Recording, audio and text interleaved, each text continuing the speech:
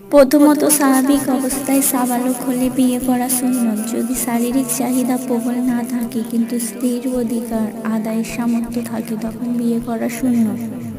তবে এই অবস্থায় খারাপ কাজ যেমন ব্যভিচারের প্রতি ঝোঁকার আশঙ্কা না থাকলে বিয়ে না করলে কোনো অসুবিধা নেই।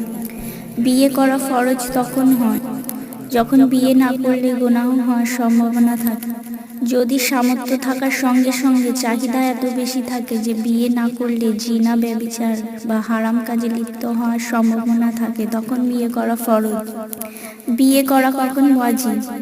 এর উত্তর হলো, যখন শারীরিক চাহিদা থাকে এবং এই পরিমাণ সামর্থ্য থাকে যে তার এবং তার স্ত্রীর প্রতিদিনের খরচ বহন করতে পারে, তখন বিয়ে করা ওয়াজিব। এই অবস্থায় বিয়ে থেকে বিরত থাকলে গুনাহগার হতে হবে।